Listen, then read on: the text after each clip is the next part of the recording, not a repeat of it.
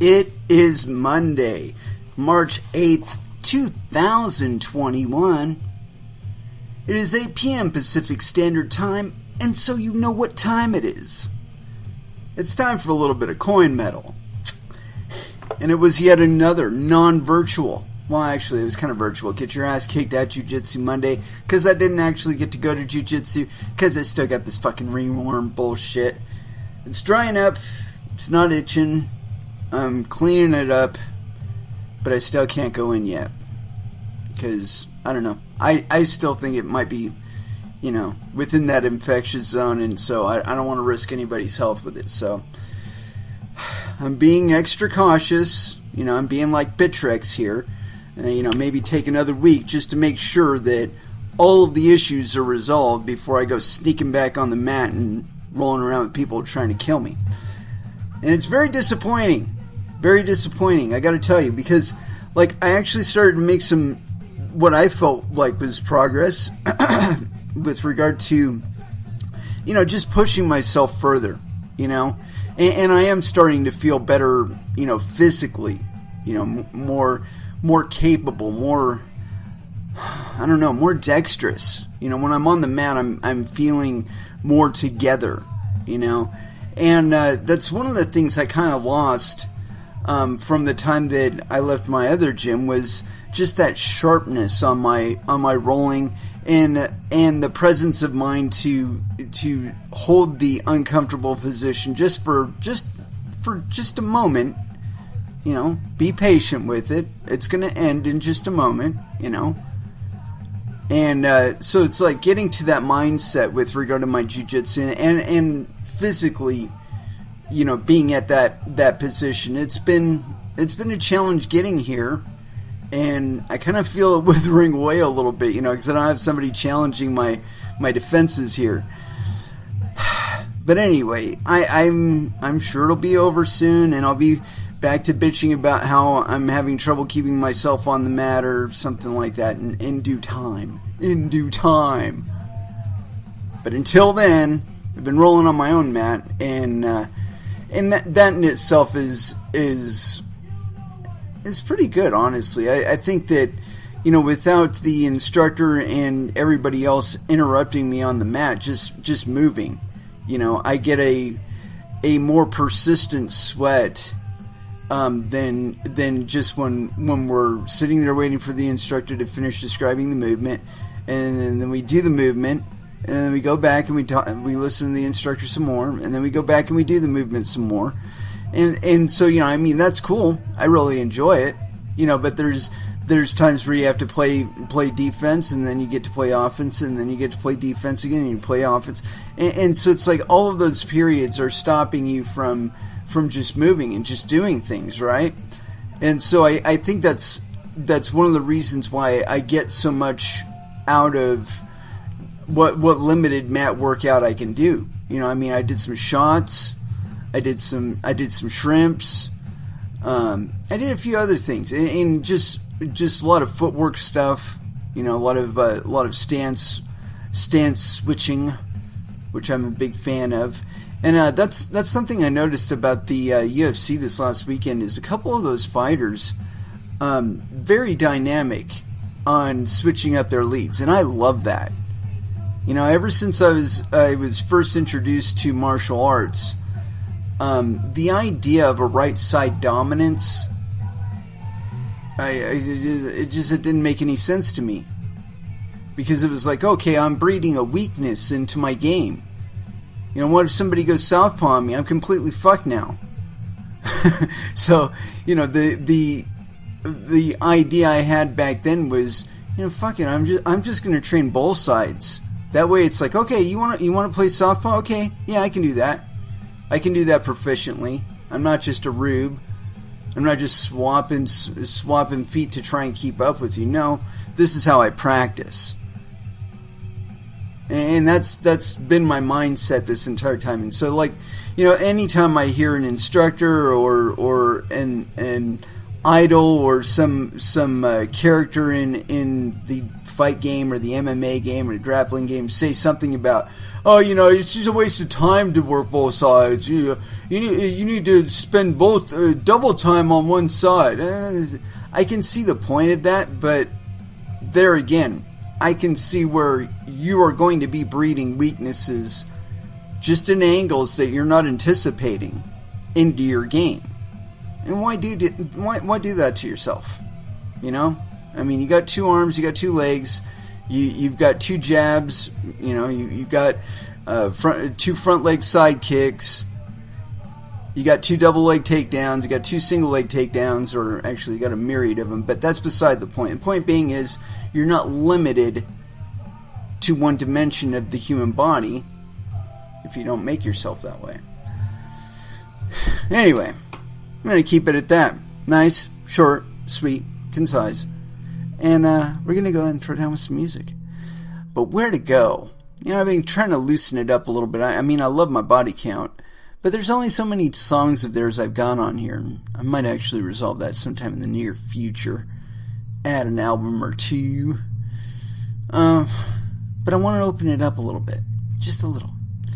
And maybe... no, I can't do Steel Panther. That's like... Well, shish kebab. Fuck it, we'll go back to body count for now. But rest assured, we'll have other stuff in the future. It's just easy to pick from body count because they got such good songs. Anyway, let's go ahead with something off of Bloodlust here. And, yeah, Bloodlust, First Dance, here on Coin Metal. Since the beginning of time, humans have killed each other because they disagree. And that was Sepultura with The Rise. Man, I should have let that one continue. Fucking Pantera, Rise, right after that. That would have been fucking awesome. Oh well. We got what we got. We're just going to deal with it. Anywho, as far as what we're going to get into today, my apologies. I got in a shower and a set of 10. It just happened that way.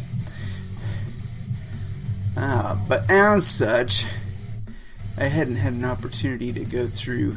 I don't know. I picked some stuff out beforehand, so I kind of thought I had just a teeny tiny bit. And so yeah, this first thing I got here is on decrypt.co, and man, I gotta find some more diversity for sources because I feel like I read these guys a lot. Anyway, yeah. IRS is, quote, raising the stakes on crypto with Operation Hidden Treasure experts. And this is by Will Gottsigan. So, yes, penis. And this is authored on March 8th, 2021. Yeah. The IRS is launching a new anti-tax fraud initiative called Operation Hidden Treasure, Forbes reports. A joint effort from the IRS Fraud Enforcement Office and its criminal division, the task force will dig up unreported crypto transactions and hold would-be tax evaders accountable. Roger Brown, head of tax and regulatory affairs at the crypto data company Luca, told Decrypt that Operation Hidden Treasure is the IRS's way of, quote, raising the stakes when it comes to enforcement. Since the effort is being jointly handled with the criminal division, said Brown, it's going to be looking specifically at international intentional concealment, rather the kinds of underreporting that might be categorized, rather than the kinds of underreporting that might be categorized as civil tax fraud. Quote, because it is the Office of Fraud and Fraud Enforcement and the Criminal Tax Division is doing this, and not the normal civil people, they're looking for evidence of concealment, evidence of intent to not pay what's owed, he said. Brown cited money transfers on the dark web, as well as mixers and tumbling services that intentionally obfuscate transactions as potential examples of the kind of behavior the IRS might target in their investigations. Crypto payments tend to be pretty private since they are pseudonymous, but they're also paradoxically transparent. Everything is publicly recorded on a distributed ledger, or a blockchain, which makes transactions easy to trace. Coin mixers are services that scramble the digital paper trail and are a favorite of criminals looking to launder money on blockchains. Shihan Chandrasekhara, head of strategy at the crypto accounting firm CoinTracker, said that, quote, cryptocurrency is the worst asset class to evade taxes on because there's a permanent record of your transactions in the blockchain, unlike cash. No. It's the best one because the thing is that legally, as in according to the law, you don't owe any taxes if you're doing it all in crypto.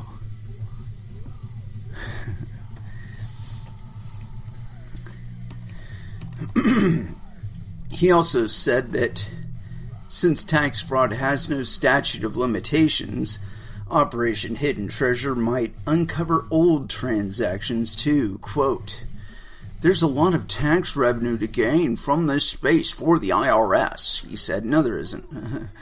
But that isn't to say you should start freaking out about small amounts of crypto you may have mistakenly underreported over the years.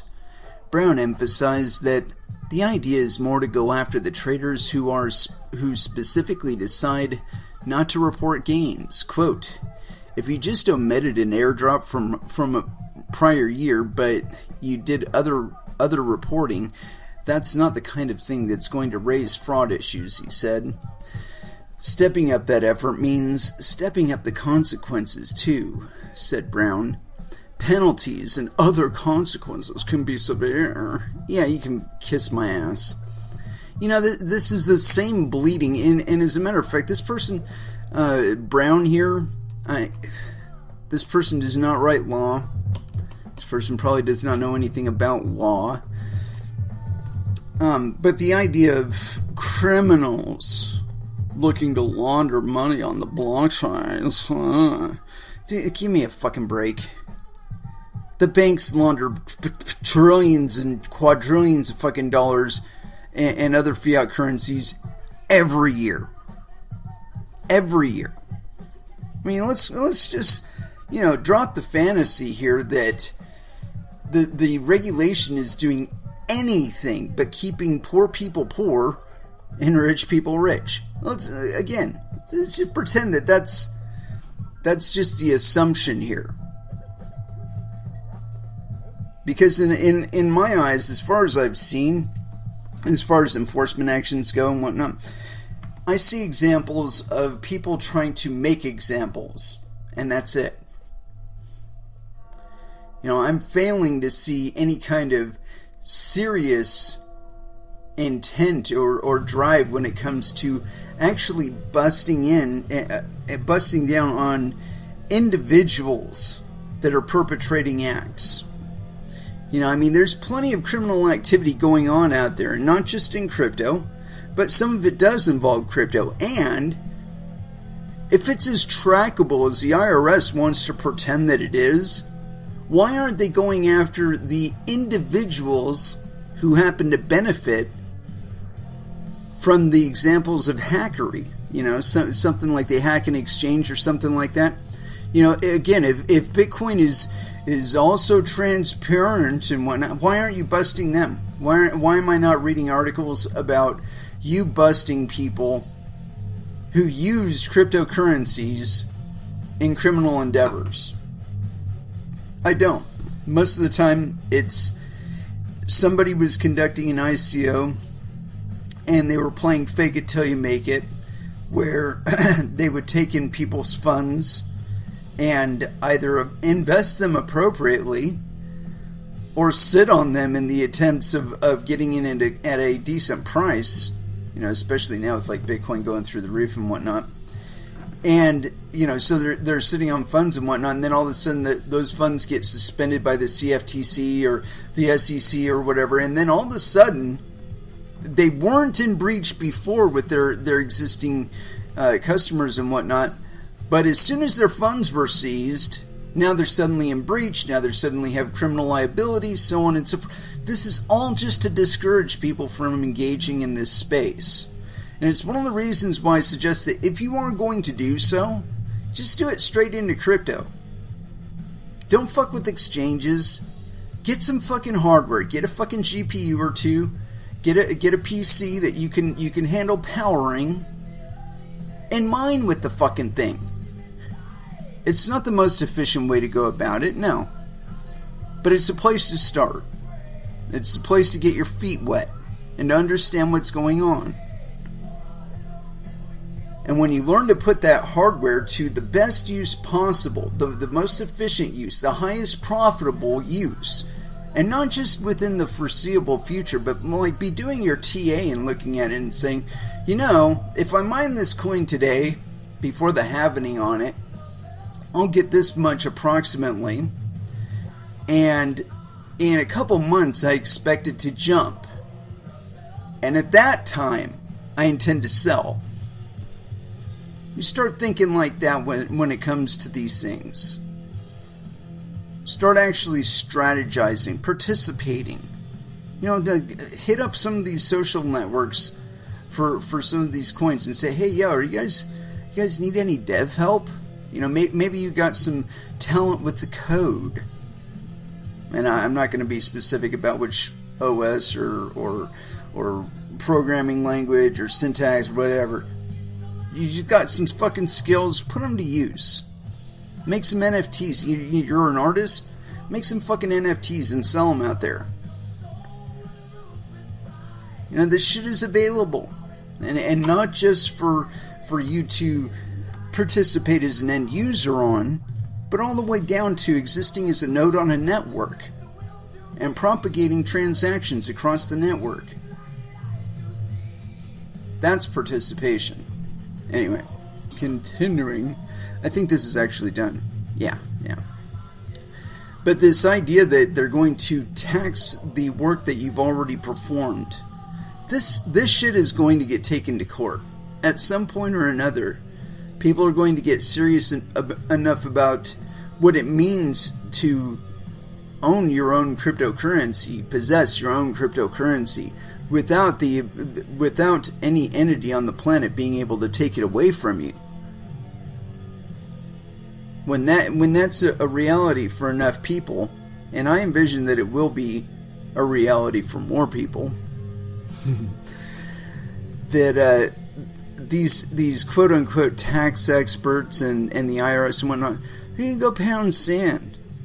They're going to be knocking on somebody's door or whatever, but just to make an example, get you writing it up on your fucking tax reporting and whatnot, where you didn't actually need to before, and you probably don't need to now.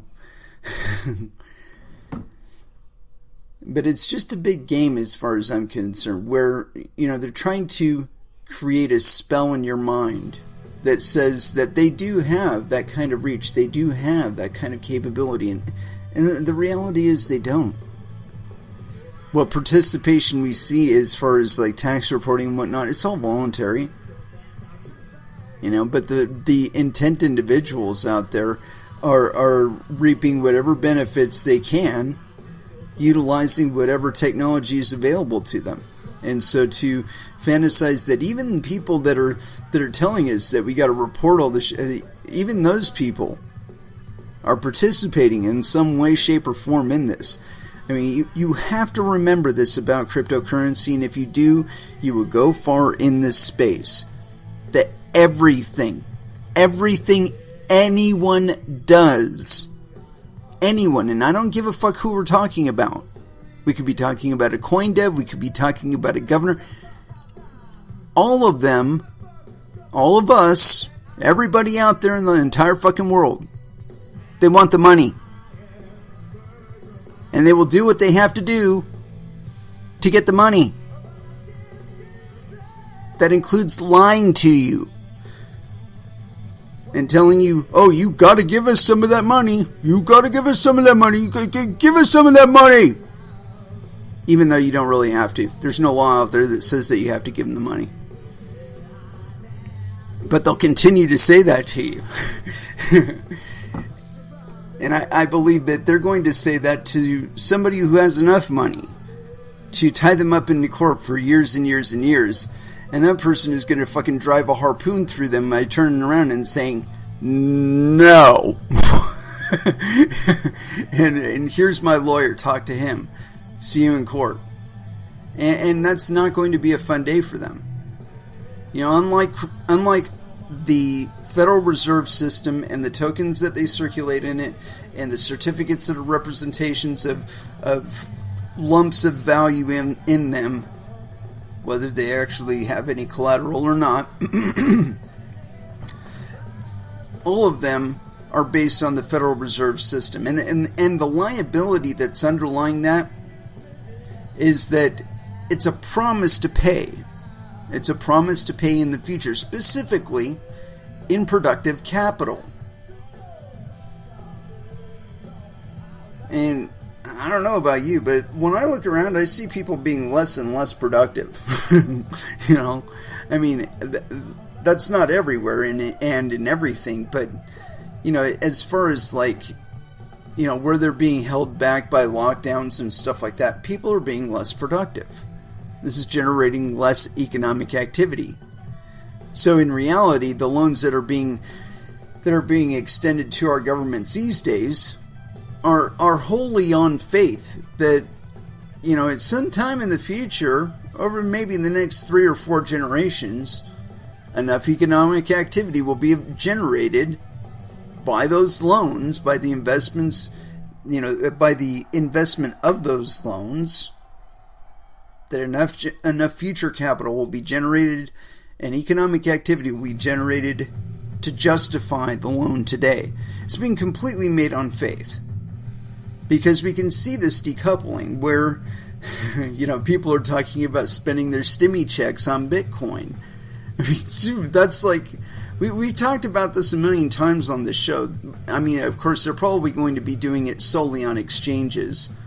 You know, but where they do actually take possession of it, we've talked about it a million times on this show, that when you're investing monetary value from the US dollar into Bitcoin or into another cryptocurrency, you're voting confidence in the fact that that currency will appreciate against the US dollar, or Federal Reserve note rather, in the future. It's like a vote of no confidence of US dollars, or Federal Reserve notes rather. But more importantly, it takes that monetary value out of that system. It's no longer circulating within the Federal Reserve System. It's now locked up in Bitcoin, on the Bitcoin network, on a transaction on the Bitcoin network, or on Bitcoin Cash's network, or on their blockchain rather, or Ethereum, or ADA, or somebody else. But it's not in the Federal Reserve System. And so all the dependencies that it would have been fulfilling in the Federal Reserve System, because there's all kinds of money borrowed against it and using it as collateral elsewhere, you know, because it's not in a bank account, it can't be used as collateral somewhere for projects in the future. You know, it's not in the Federal Reserve System. You've evacuated the monetary value out of the Federal Reserve System. It's now in Bitcoin or whatever cryptocurrency you bought with it, and are holding with it.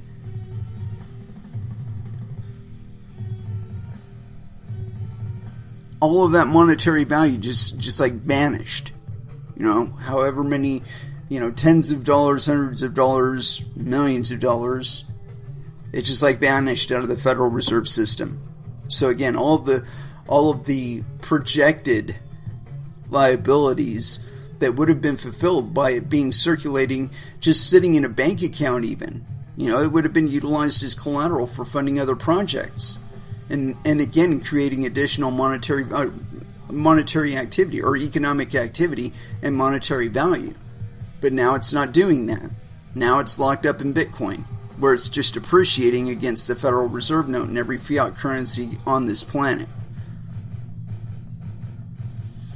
I mean, when people really conceptualize what that means, where they're taking ownership of that monetary value and they're extracting it out of the world economy, and they're locking it up in an asset where it's not countable by those people that are counting projections and making estimates for loans on, you know, the projected value of something.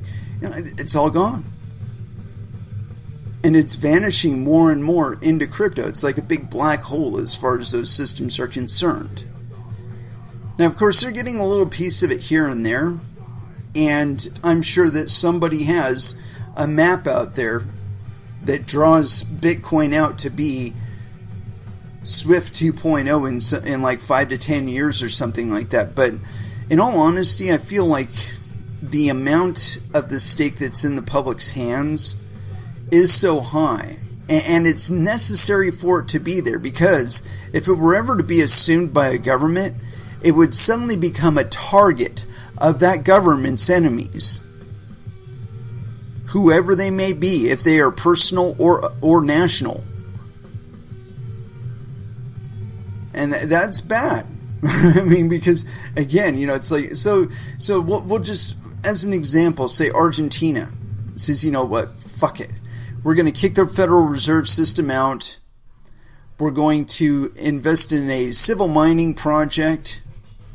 And we're going to set up a Argentinian mining pool. And we're going to allow anybody in the entire world who wants to mine on our pool to mine on our pool. And we'll even reward them for doing that mining on our pool in this additional token that they'll be able to circulate within our physical economy as actual money. You know, they could do that, right?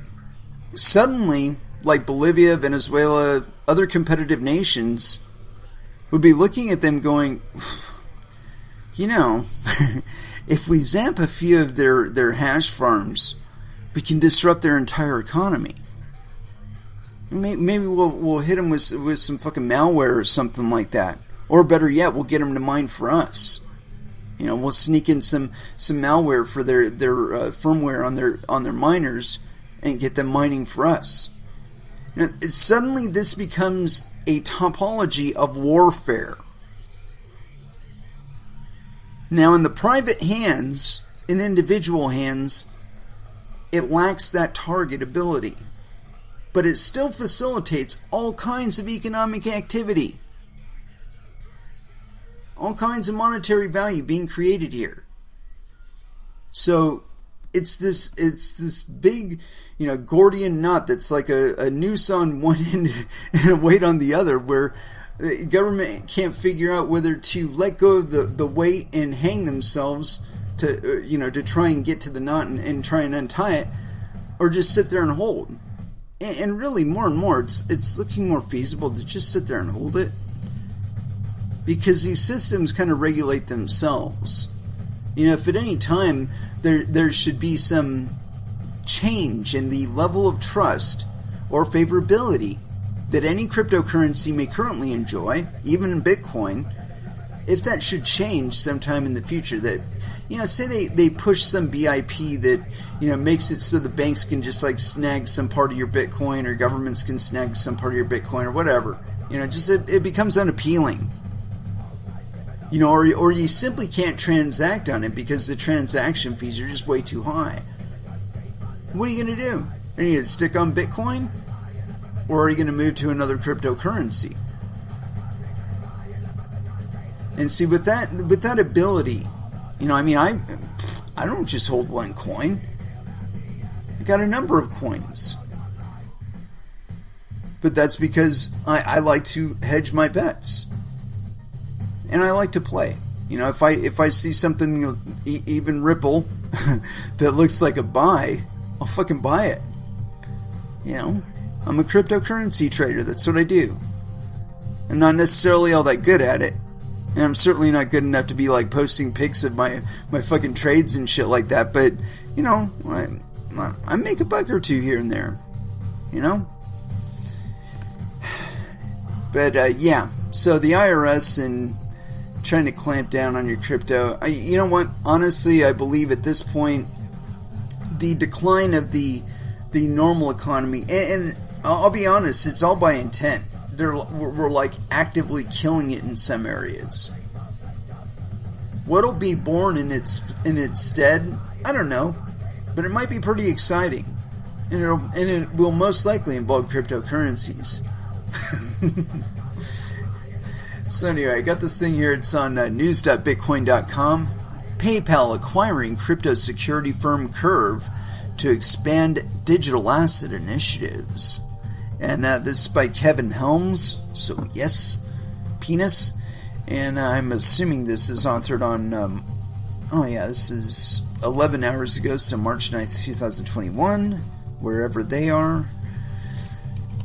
Continuing, payment giant PayPal has announced that it is acquiring Tel Aviv-based crypto security infrastructure provider Curve.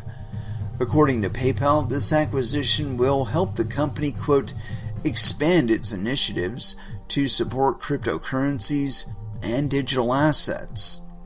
The deal is reportedly worth less than $200 million. PayPal Holdings Inc. announced Monday, quote, that it has agreed to acquire Curve to accelerate and expand its initiatives to support cryptocurrencies and digital assets.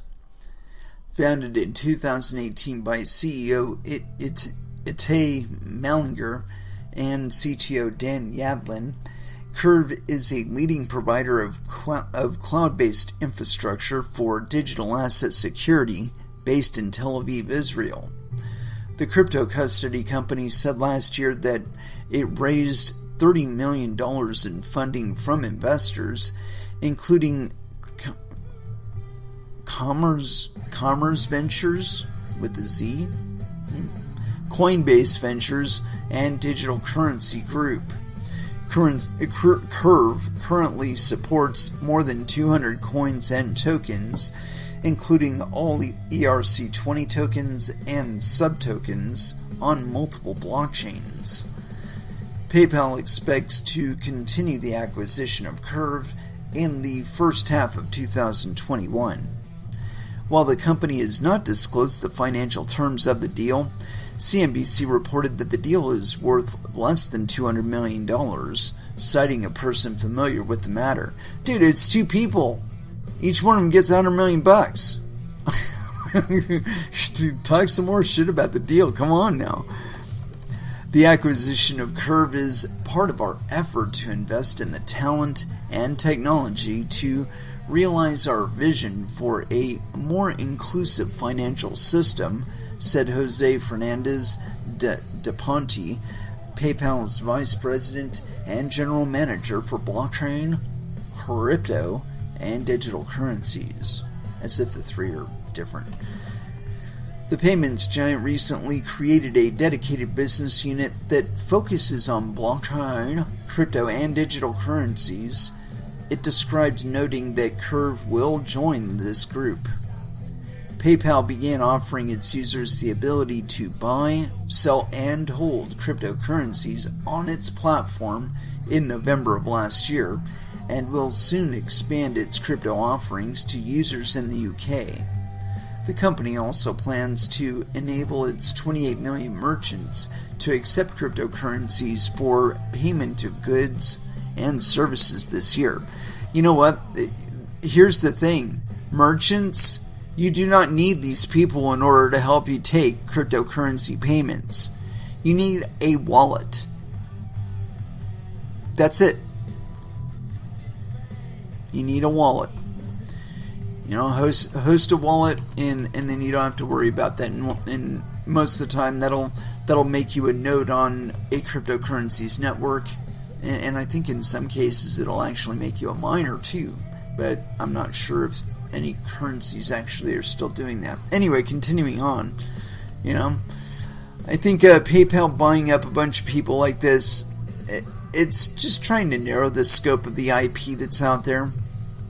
You know, meaning that if these guys have any of their own IP, that they would be using it to do defensive and offensive litigation, so on and so forth. They're just acquiring IP, to narrow down on competition. And the problem with that is that Curve itself is not needed. You do not need Curve.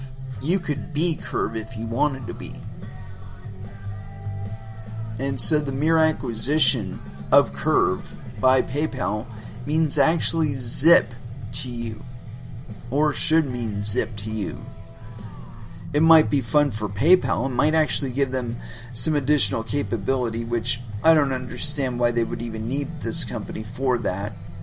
I mean, because all this shit is open source. If PayPal really wanted to get engaged in cryptocurrencies, they would take that department that they've got and fill it full of developers. And that all they'd work on is shit to interface with cryptocurrency networks and work on them. They still want to play this in again out again bullshit with crypto, where they're just waiting for the regulators to say something, and then they'll modify their arrangements by terminating their current agreements with a variety of entities out there. They just say, all right, yeah, we're done. The CFTC said this, the SEC said that, the IRS said this. We're not going to play with you anymore.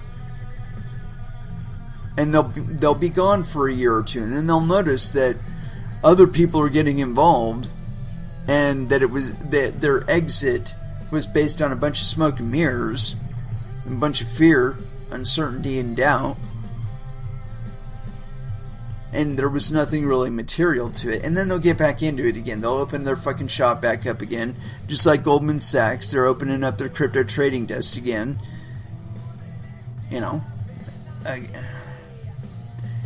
Really, nothing really changes. All that changes is the tenor of the narrative. That is it. And it is all based on your reaction level. If you just ignore it, it'll fucking go away. It'll exit your realm of concern, because they'll be poking at somebody else. They'll shift their focus over to ICOs or some shit like that and be like, oh, hey, you guys owe us money. You gotta give us money. You just get your money transmitted. Give us money. I'm expecting that to happen on Bitcoin, where they're going to end up with the CFTC or the DOJ or some other fucking entity like that going out there and tagging these Lightning Network providers, where they've got a significant amount of liquidity tied up on a payment channel, and they're facilitating transactions for other people. They're going to be pointing at them and saying, hey, you guys aren't fucking licensed MSBs. So, you're going to have to rectify that. You've got 90 days to come into compliance, and you have to provide us with these reams and reams and reams of data based on this. And if you don't, we're going to come and arrest you. And of course, they'll if they get a significant amount of compliance, they'll keep up with that narrative. But if they're completely ignored, which most of the time they are, within a couple months, they've completely forgotten about it. They're just, we're on to something else now. So, hey, look at that DeFi thing over there. It's just a game, kids. It's just a game. And they're all out to get that money, too. They want those coins. Don't be fooled. This is a game of self-interest. And everybody, down to the IRS tax collector, they're working off of their own incentives, and they want your money. Anyway, let's go ahead and throw back down some music. It's been a while since we've opened up with 12-Foot Ninja, and so I think it's appropriate. Here we go. I think this one is most appropriate. 12-Foot Ninja, Kingdom, here on Coin Metal.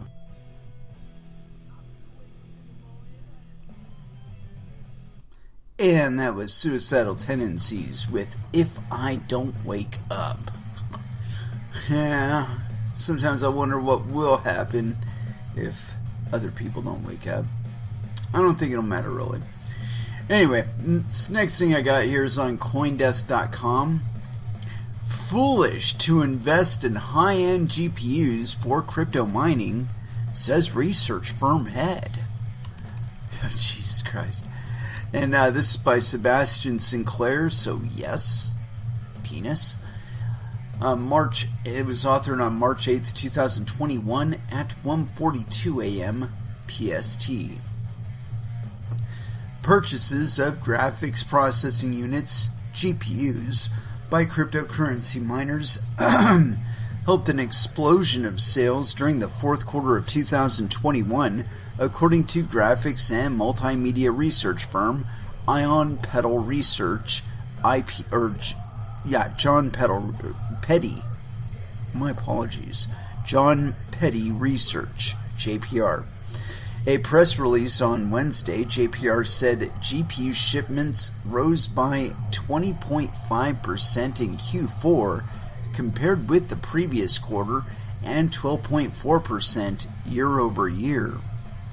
The increase in sales largely due to a coronavirus-led shift to working from home offices and increase in indoor-related activities such as video gaming was also boosted by cryptocurrency mining, the firm said. Quote, "The pandemic has distorted all models and predictions, as has the gold rush in Ethereum," said JPR. JPR president and founder John Petty said that while there has been speculation crypto mining would potentially spark a renewal of demand for GPUs, the power consumption of high-end cards, quote, "greatly diminishes the payoff." That's bullshit. Further, quote, "Ethereum, the best suited coin for GPUs, will fork into version 2.0 very soon, making GPUs obsolete," said Petty. "A person would be very foolish to invest in a high-end, power-consuming GPU for crypto mining today." Guy is full of shit. Anyway, continuing. GPU suppliers like Nvidia have struggled to keep up with soaring demand for units that power everything from multimedia rendering to keeping up with the latest game titles, and, though they don't like it, mining Ether and other cryptocurrencies, by the way. The demand from the crypto industry has been accused of making the latest graphics cards scarce for the everyday retail consumer. Nvidia recently responded by changing software drivers for high-end cards to making mining less effective. The firm will instead offer a dedicated mining unit. They've already tried that. And the response has been, no, we like these high-end cards more because they are more efficient. We get more bang for the buck. And the other thing is that there are a multitude of cryptocurrencies out there that can be mined with a GPU. It's not just Ethereum out there. I mean, you could be mining Ethereum Classic with it, and that there is a return, believe it or not. There is a return on that one. It's not as great as Ethereum at the moment, I'm sure. But we can actually check that. And as a matter of fact, let's go ahead and do that. Look it up here on Coin Wars and tell you what the deal is. Coin Wars. See, I like this site because it tells you what the within certain parameters, it'll tell you what the profitability is on the coins. And so here it is. Number one right now is Vertcoin, and their network only has 4.14 gigahashes on it right now, and the revenue profit estimated on here is $81.30 on $1.44 for electricity. And I would be willing to bet that the majority of their network is GPUs. And here we got Verge, number 2. It's always in the top 10. Verge is always in the top 10. And so for $5.04 of electricity, you get $46.77 back, or roughly $51.81. I don't know how that works out. And in Bitcoin terms, it would be 0.000958 per day. So, it's not too bad. It's not too bad at all. And then PureCoin, well, let's see here. Their current network is, and by the way, the Verge network is 1.42 terahashes right now. That's pretty cool. PureCoin is 14.27 petahashes. That's quite large.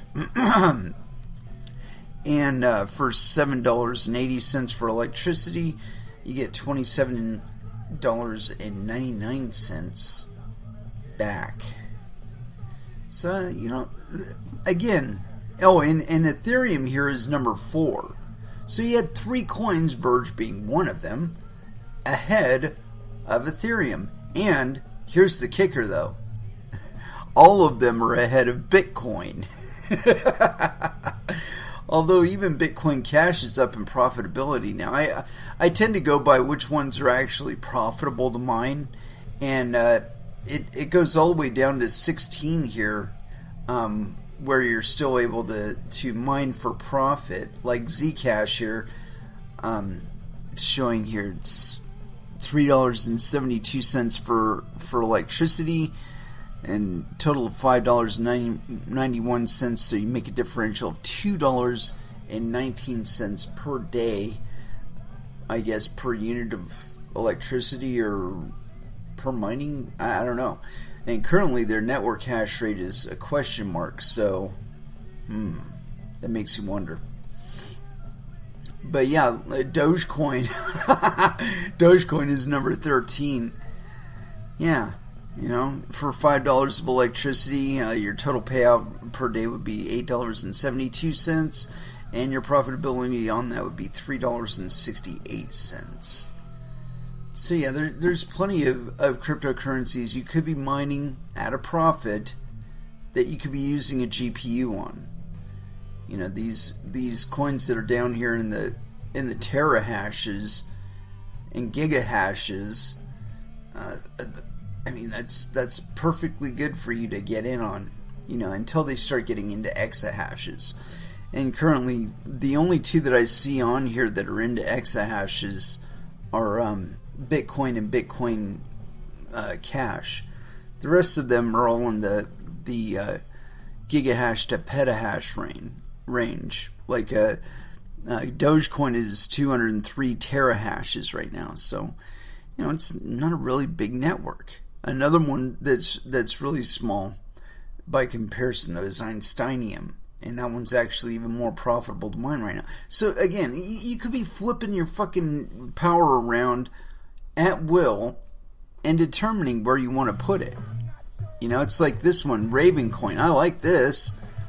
Their total network right now is 8.65 terahashes. That's not a whole lot. Their block reward is 5,000 of them, and for $1.39 of electricity, your payout is $8.88. Total recovered value of $7.48 on $1.39. Give me a fucking break, man. This is where, if you want to be making money in cryptocurrencies, this is the place to be doing it. And you're not even interacting with fiat at all. Like with here, Digibyte, it's a pretty good coin. It's in the petahashes, so that's to its favor. It actually does have an estimate of how big their network is. But for $5 of electricity, you get $15.48 back. Total profit of $10.80. It's 200% profit, or 300% profit. 200% profit. Yeah. But anyway, so there you go. The idea that that mining is unprofitable or anything like that is a bunch of bullshit. Yeah. Like I said, the guy, apparently he doesn't know the value of coin wars. But yeah, like this, Verge, now that I actually know how to read this thing, Verge, for $5.04 of electricity, you get a return per day of $51.81 with a profit of $46.77. That's per day. You could fucking live on that. So, I mean, again, this is where I see the majority of the focus going. And when I'm looking at this chart and I'm seeing all of the petahashes and terahashes and gigahashes, okay, this represents actual people out there that are mining these cryptocurrencies. You know, so the idea that it's all Bitcoin, and you can't do it profitably individually, bullshit. See, I think in the longer term, you know, in the like 2 to 5 year range, we are going to see another evolution or another evolutionary step in the relationship between governments and cryptocurrencies. They're going to give up on this idea that they're going to control everything and whatnot, and they're going to start focusing on encouraging the public to mine. They will be providing facility to encourage people to mine. We will be competing on an international basis. And like I said, I think we'll see it in Venezuela first, where they're going to give up on the idea of trying to run the petro. They're going to give up on trying to take over the economy with their CBDC.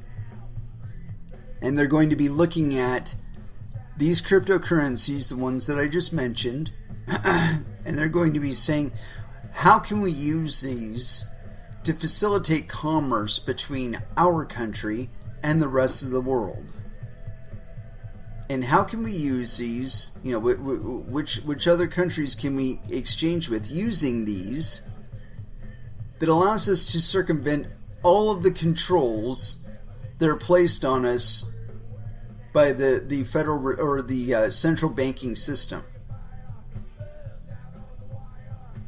And they're going to note that the value of doing that far exceeds the value of trying to seize control of their entire economy and control everything, micromanage everything down to the single transaction, and tax everything.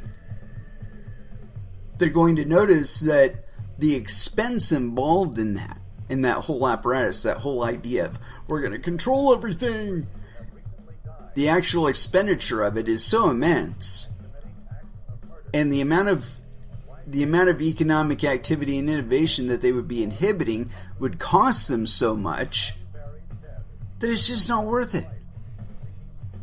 And this is the same equation that goes through. It's a fucking logical equation, and it always works out the same. It is more profitable to simply play by the rules.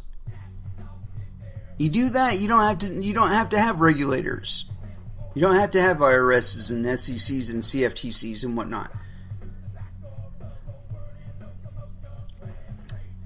And I honestly believe that because of the truest expression of these currencies happens in a completely open and free market.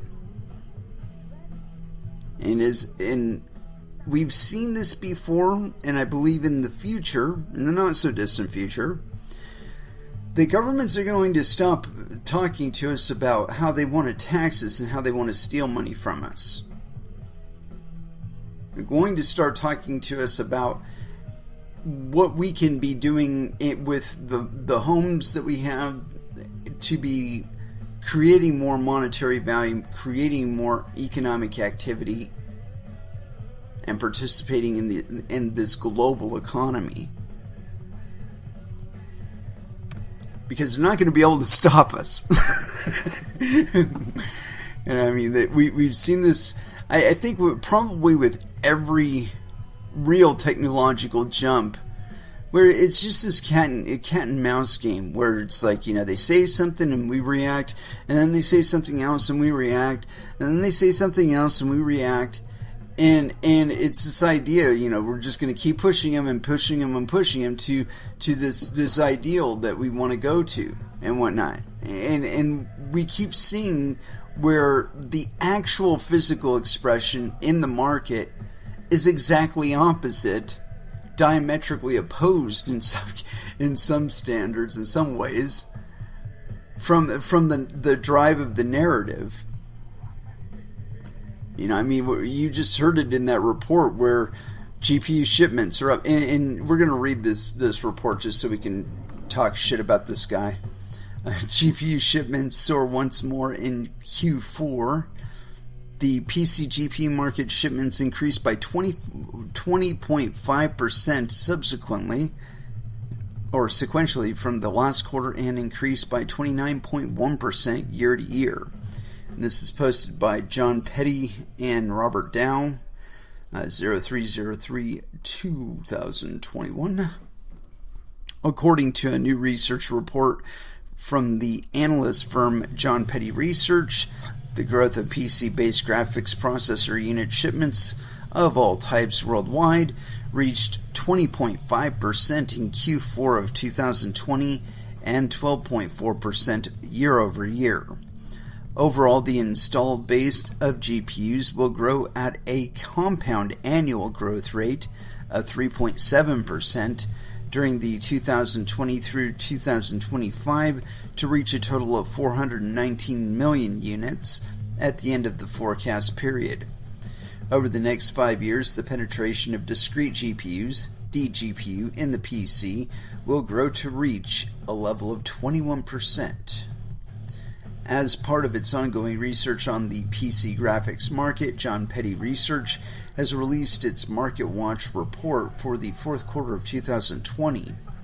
Before 2020, the PC market was showing signs of improvement and settling into a new normal. The pandemic has distorted all models and predictions, as has the gold rush in Ethereum. JPR's Market Watch report confirms that trend for the fourth quarter of 2020, but with cautious guidance for the next year. AMD's overall market share percentage from last quarter decreased by 2.2%, Intel's percentage of market share increased by 6.6%, and Nvidia's market share percentage decreased by 4.37%, indicated by the following chart. PC GPU vendor market share, blah blah blah. Oh, and one thing on that point, I've been seeing from miners an increased interest in CPU mining, specifically with Threadrippers. So yeah, there you go. Overall, GPU shipments increased by 20.5% from last year. AMD shipments increased by 6.4%. Intel shipments rose by 33.2%. And Nvidia's shipments decreased by 7.3%. Quick highlights: AMD's overall unit shipments increased by 6.4% quarter to quarter. Intel's total shipments rose by 33.2% from last quarter, and Nvidia's decreased by 7.3%. The GPU's overall attach rate, which includes integrated and discrete GPUs, desktop, notebook, and workstations to PCs, for the quarter was 113%, down 9.2% from last quarter. The overall PC market increased by 30.25% quarter to quarter and increased 35.76% year to year. Desktop graphics add-in boards, AIBs, that use discrete GPUs, decreased by 3.9% from the last quarter. Q4 2020 saw an increase in tablet shipments from the last quarter. The third quarter is typically the strongest compared to the previous quarter. Q3 2020 was no exception, showing healthy growth. GPUs are traditionally a leading indicator of the market, since a GPU goes into every system before the suppliers ship the PC. As a result of the work-at-home mandates due to the COVID pandemic, Notebook shipments exceeded 230 million units for the first time. In addition, the year-to-year growth was 49%, the greatest one-year growth on record.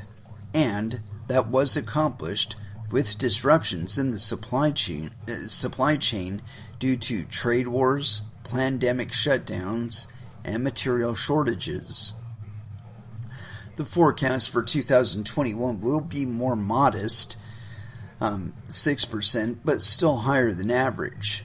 Chromebooks made a substantial contribution to growth in 2020, and we expect to see that taper off in 2021 due to school budget limitations, unless the COVID relief package in the U.S. comes through and adds new funds.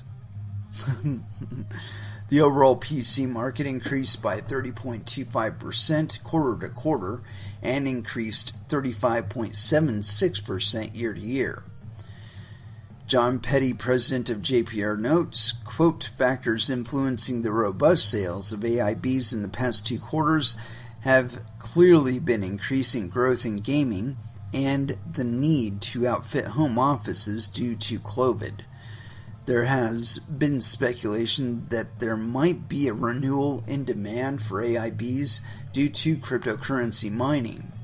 Anything is possible, but the power consumption of AIBs greatly diminishes the payoff for crypto mining. Ethereum, the best suited coin for GPUs, will fork into version 2.0 very soon, making GPUs obsolete.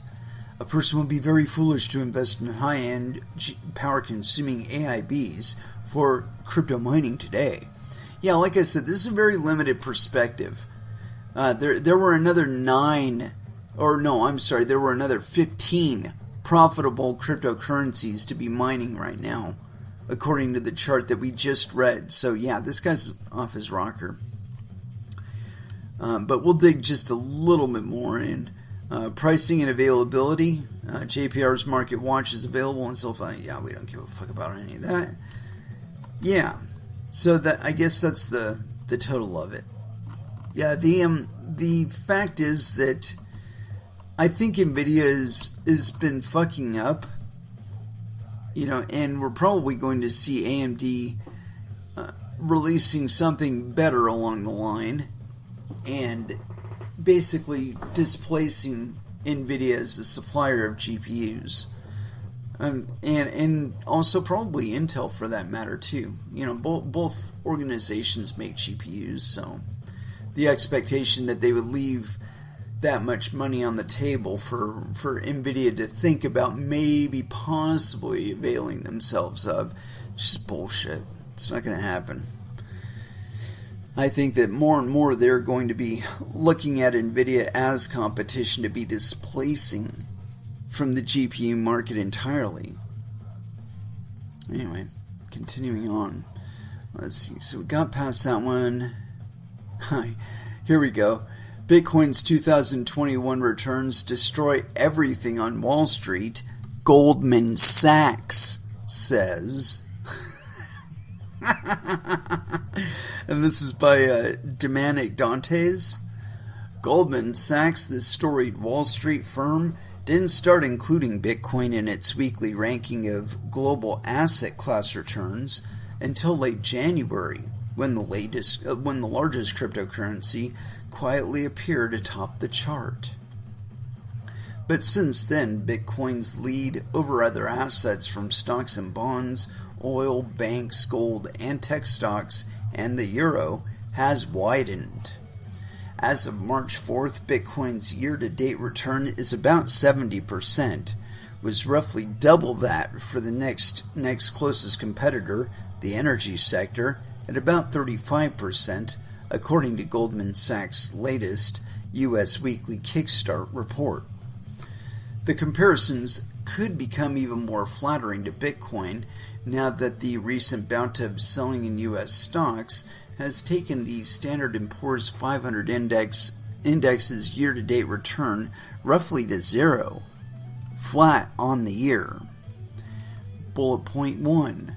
The recovery in oil prices and real yields has boosted year-to-date returns for cyclical sectors such as energy and financials, which are nevertheless underperforming Bitcoin. Crude oil and energy have a higher risk-adjusted return, Sharpe ratio, than Bitcoin so far this year. Gold is the worst performing asset year-to-date, as rising yields have punished traditionally defensive sectors such as consumer staples and utilities. Based on prior CoinDesk reporting, Bitcoin is viewed by many investors both in crypto and traditional markets as a potential inflation hedge, especially in an era where central banks around the world are pumping trillions of dollars of freshly created money into financial markets to stimulate coronavirus-racked economies. Even so, gold has lost about 10% on the year, prompting some market observers to argue that Bitcoin is stealing market share from the yellow metal.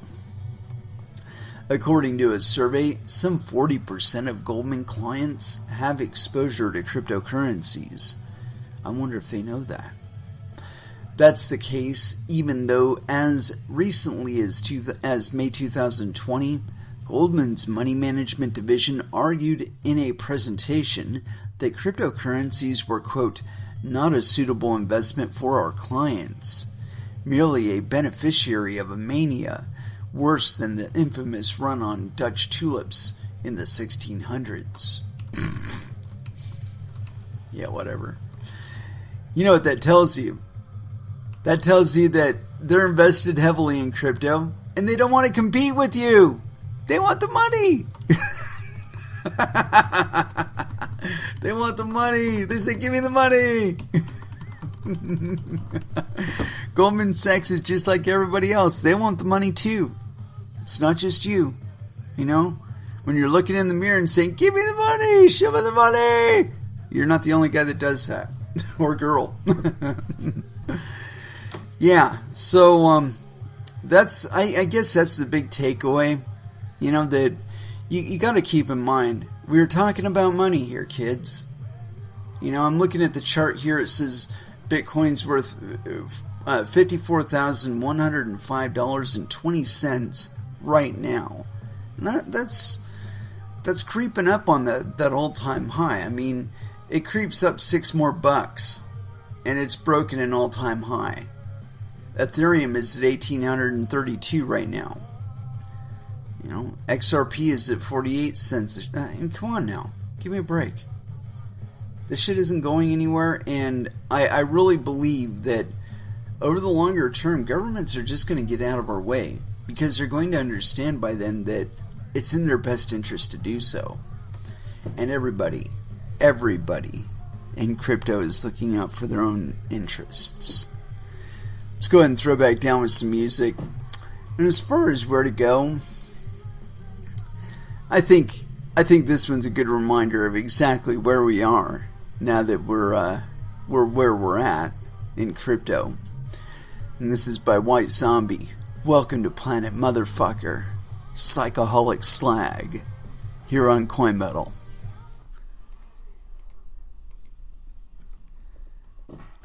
And that was Powerman 5000 with Blast Off to Nowhere. Well, and it is with that, I'm drawing this one to a close.